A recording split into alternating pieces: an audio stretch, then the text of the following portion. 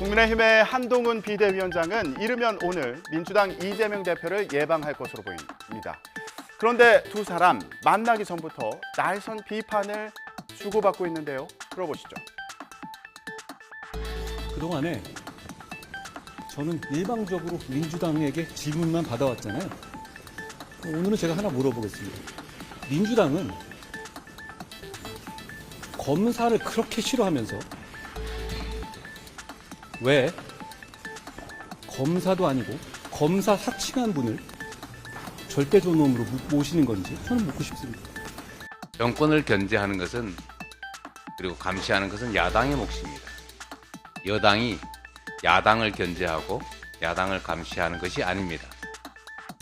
여당이 집권당이라는 사실을 잊지 마시기 바랍니다. 민주당이 쌍특검 법안 처리를 예고한 가운데 두 사람 사이의 긴장감도 커지는 것으로 보이죠. 그런 만큼 이번 만남이 여야 협치에 물꼬를 트는 계기가 될지는 좀 더 지켜봐야겠네요. 네, 이런 가운데 어제 탈당과 신당 창당을 선언한 이준석 전 국민의힘 대표 기자회견 장소도 관심을 모았습니다. 상계동에 있는 한 갈비집인데요.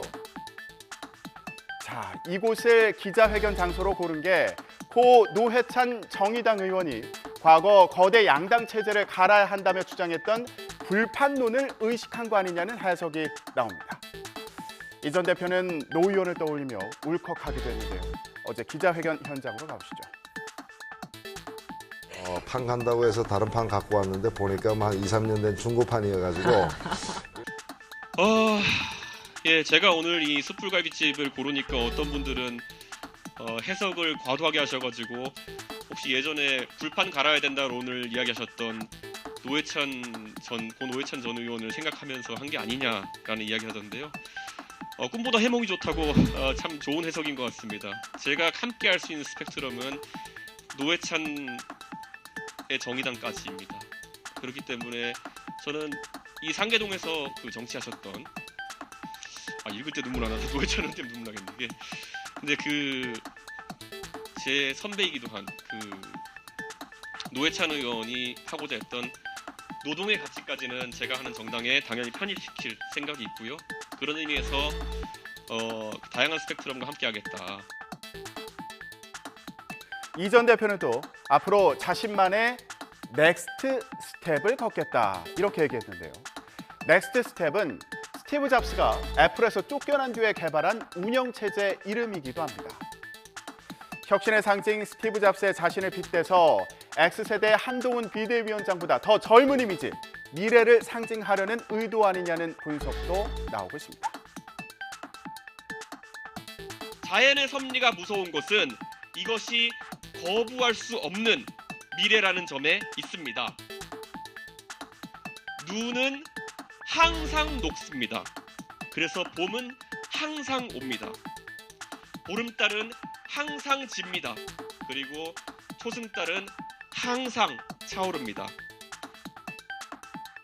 내가 최초 제보자다. 2년 전 대선 당시 대장동 의혹을 처음 언론에 제보한 인물이 이렇게 카메라 앞에 섰습니다.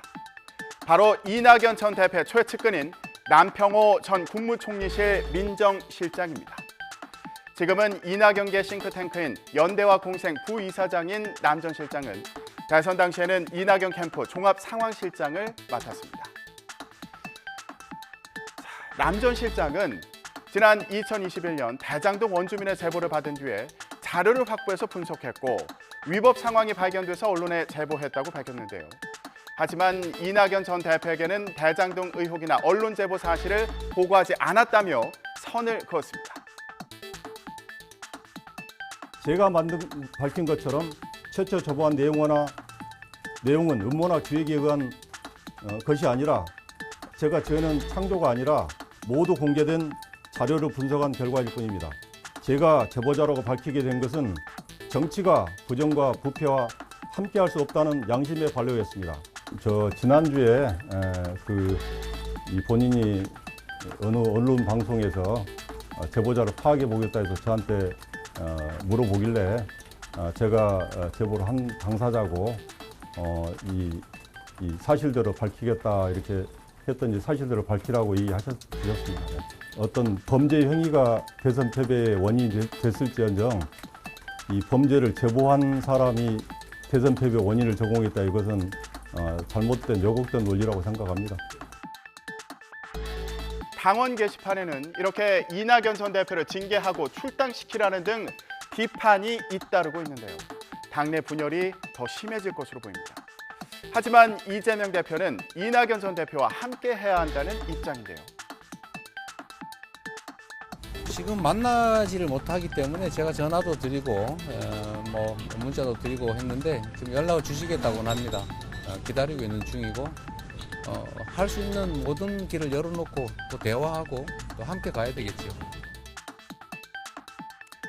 남평호 전 실장은 자신의 고백이 신당과는 무관하다고 강조했지만 일부에서는 이낙연 전 대표가 민주당과 사실상 결별을 선언한 거 아니냐, 이런 시각도 있는데요. 이런 가운데 이재명 대표는 오늘 정세균 전 총리와 오찬을 합니다. 이선 후퇴 등 당내 혁신 요구에 이 대표가 어떤 입장을 밝힐지 주목됩니다.